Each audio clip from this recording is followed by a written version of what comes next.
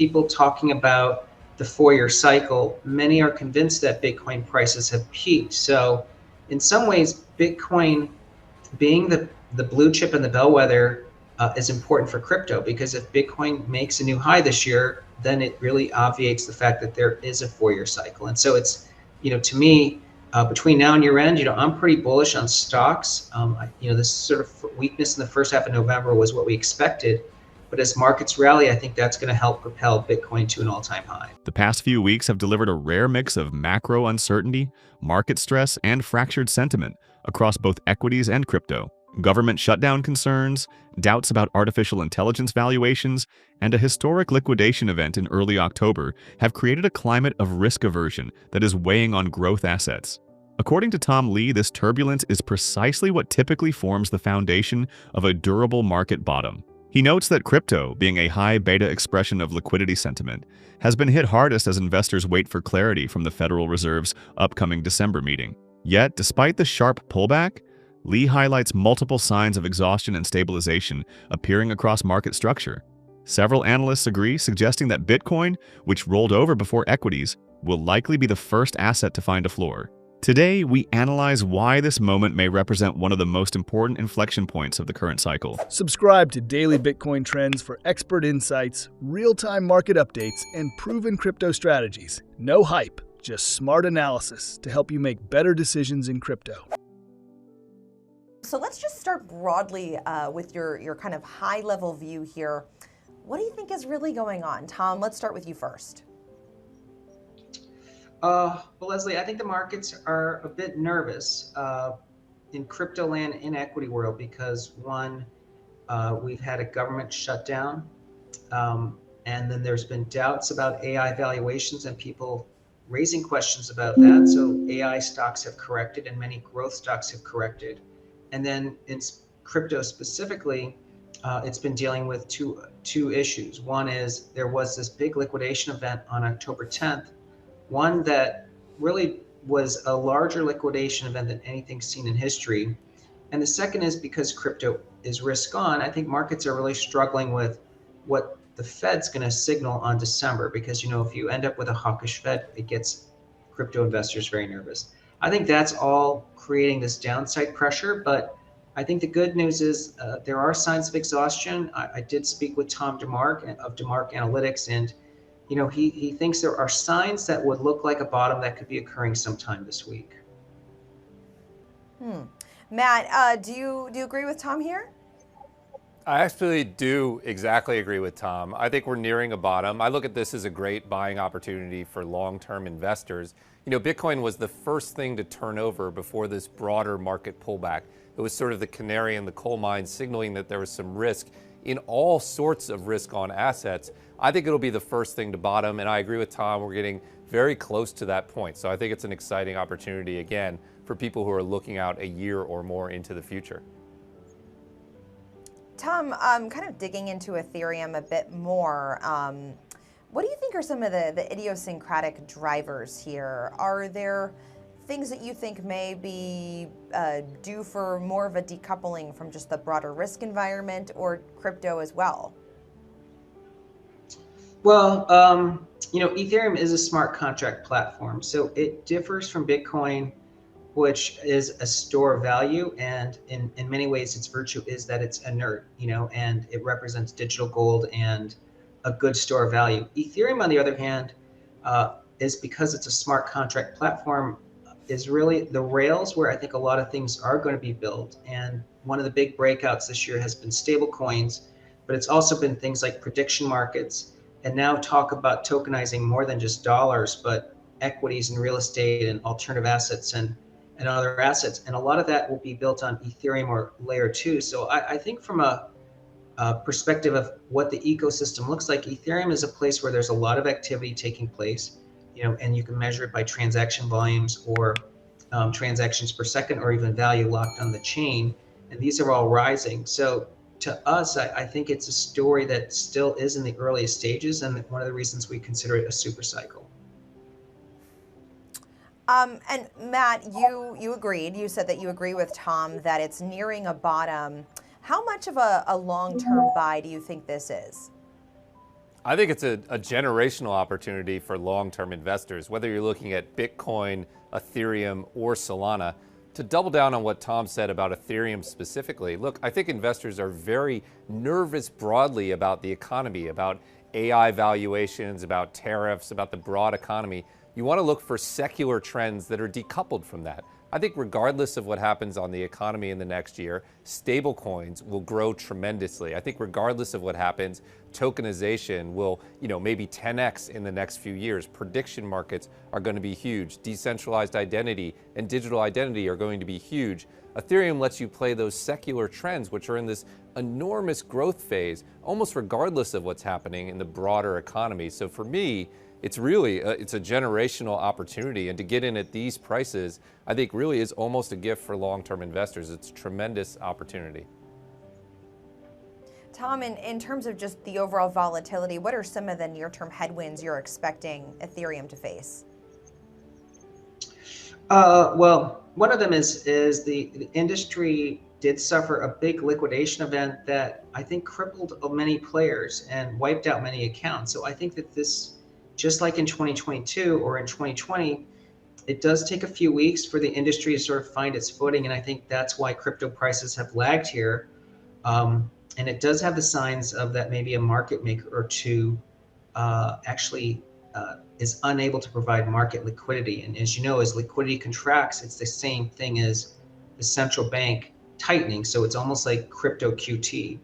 I think the other thing the markets are grappling with is people talking about the 4-year cycle. Many are convinced that Bitcoin prices have peaked. So in some ways, Bitcoin being the blue chip and the bellwether is important for crypto, because if Bitcoin makes a new high this year, then it really obviates the fact that there is a 4-year cycle. And so it's, to me, between now and year end, I'm pretty bullish on stocks.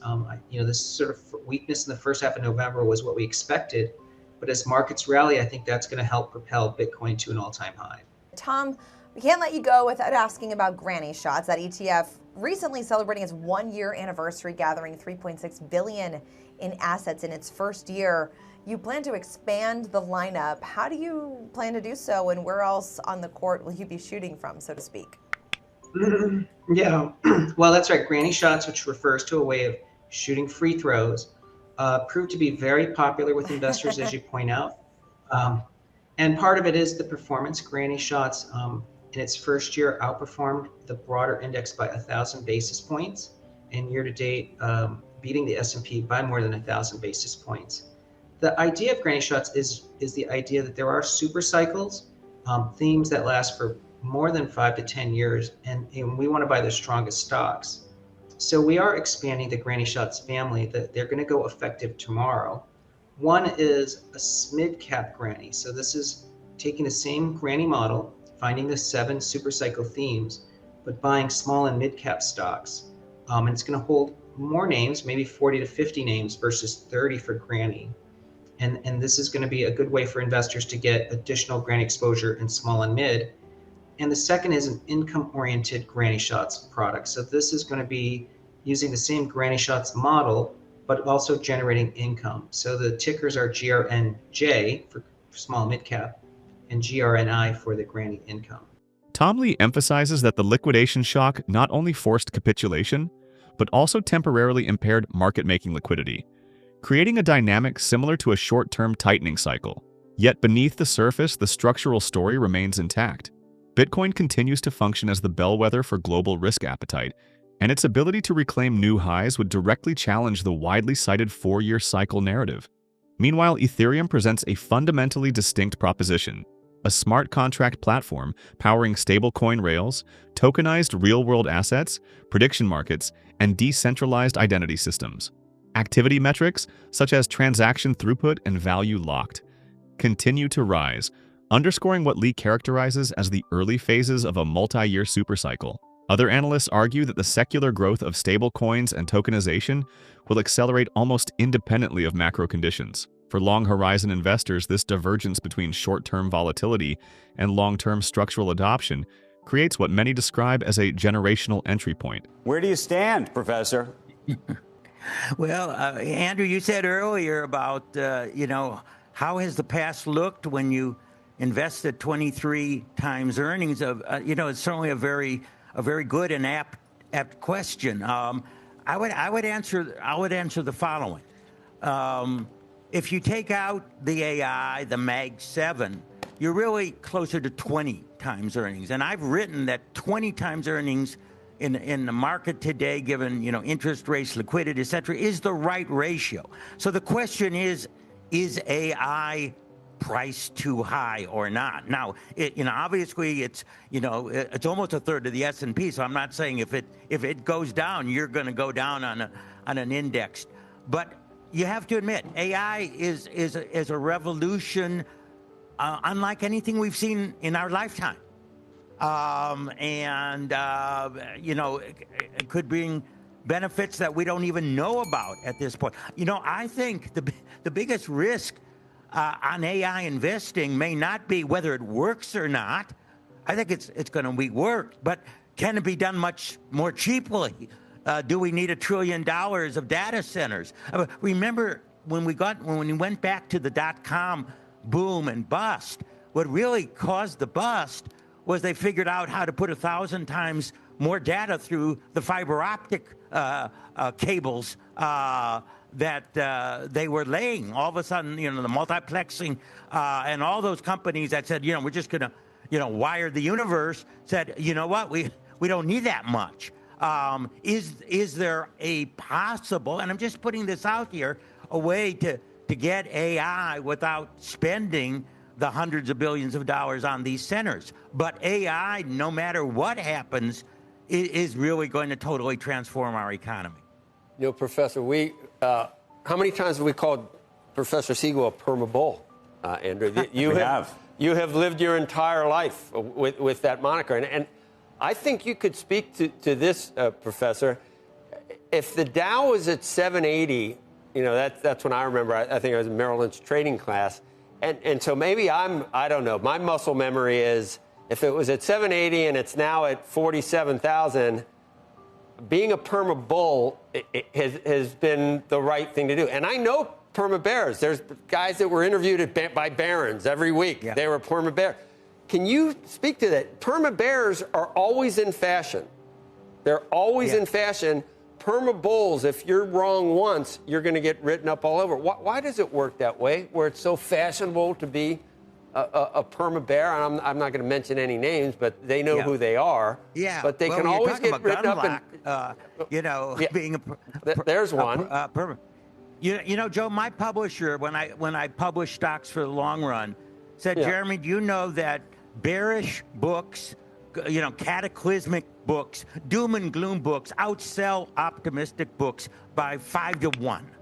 Here I am, writing about the crash. You're writing about the past. You're not. That wasn't a predictive. That's true. Sorkin, go ahead. Sorry. I mean, it's just people think if you're an optimist, you're wearing Panglossian glasses, rose-colored. You don't get it. People who are optimistic don't get how bad things really are.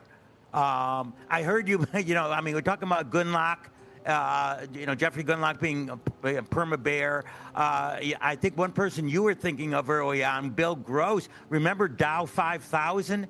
Yep. I mentioned that call. That he wrote. Worst call in history. Yeah. Yeah. That, by the way, that was absolutely at the low of the post-financial crisis market that came out. He called for another, 50% decline, and it was straight up from that point there. So, in the long run, listen, we may wobble the year end. I do think there's some, worry about if the Fed is going to go or not.